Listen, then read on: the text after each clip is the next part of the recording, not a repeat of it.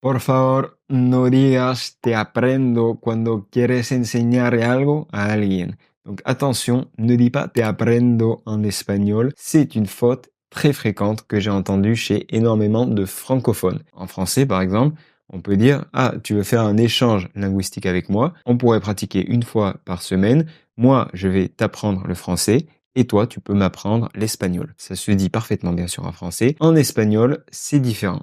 En español no puedes decir te aprendo francés. No puedes decir esto, es incorrecto, es un error. On ne peut pas dire apprendre quelque chose à quelqu'un en espagnol, on peut juste apprendre tout court. Donc, quand on dit je t'apprends en français, en fait, on peut le remplacer par un autre verbe qui est enseigner.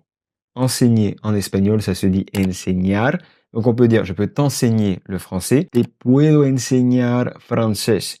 Je peux t'enseigner le français. Entonces, amigo, no digas te puedo aprender francés, sino te puedo enseñar francés. Si tu apprends quelque chose à quelqu'un en espagnol, tu vas enseigner. À toi donc de faire attention. Par exemple, si tu veux demander à quelqu'un, est-ce que tu peux m'apprendre ça? Tu vas pas dire me puedes aprender esto.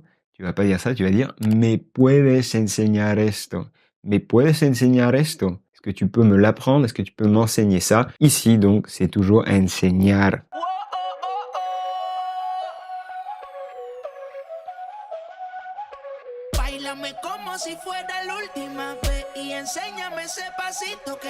Autre faute très commune à laquelle il faut faire attention, qui est une faute d'orthographe cette fois-ci, c'est de mettre deux P à aprender. Aprender, on a envie de l'écrire un petit peu comme en français, bien sûr, parce que c'est un mot très transparent.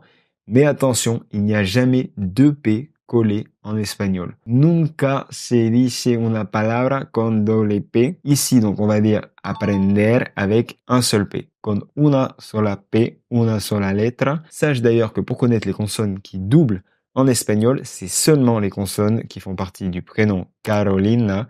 Donc Carolina, le C, le R, le L et le N, voici donc les seules lettres qui peuvent doubler, c'est-à-dire que tu peux avoir deux lettres côte à côte, deux fois la même en espagnol. Tu vas directement prononcer le prénom Carolina, tu vas voir qu'il y a un C, un R, un L et un N, et que ces consonnes-là, C, R, L, N, sont les seules qui peuvent doubler.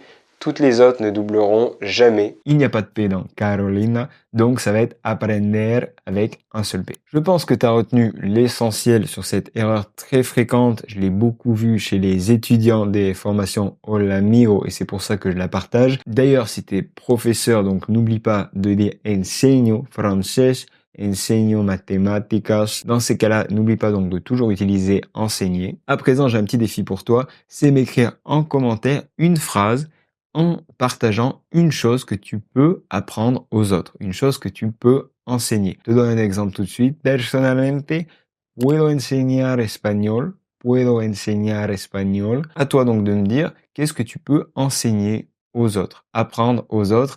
Donc bien sûr, il va falloir utiliser le bon verbe. Il peut s'agir bien sûr de n'importe quelle discipline, que ce soit les mathématiques, une langue, ça peut être des choses manuelles, bien sûr, quoi que ce soit.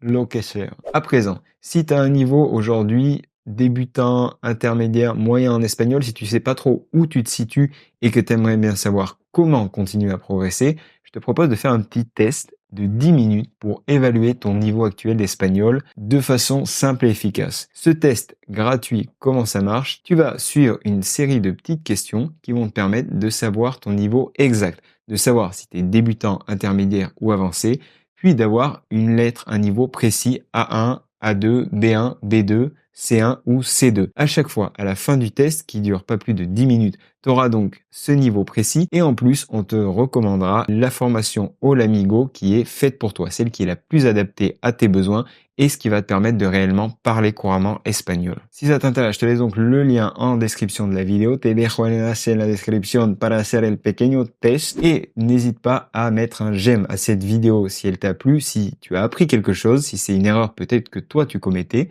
Puedes darle me gusta al video, puedes suscribirte también al canal de YouTube Hola Amigo. N'hésite pas à t'abonner aussi, bien sûr. Et si ça t'intéresse justement de commettre moins d'erreurs à l'oral, d'améliorer ton expression orale, je t'invite à regarder une autre vidéo très intéressante qui est Ne dis pas como quieres Et pourquoi il ne faut pas dire como quieres pour dire comme tu veux en espagnol. Si tu parles, tu es dans une discussion, quelqu'un te dit est-ce que tu as besoin de ça? Est-ce que tu veux faire ça? Et toi tu dis je sais pas, comme tu veux, no sé como quieres, c'est faux.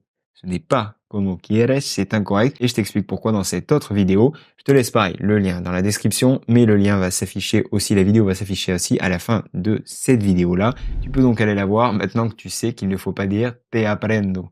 C'est tout pour aujourd'hui. Je vais te dire hasta luego amigo y por la vida.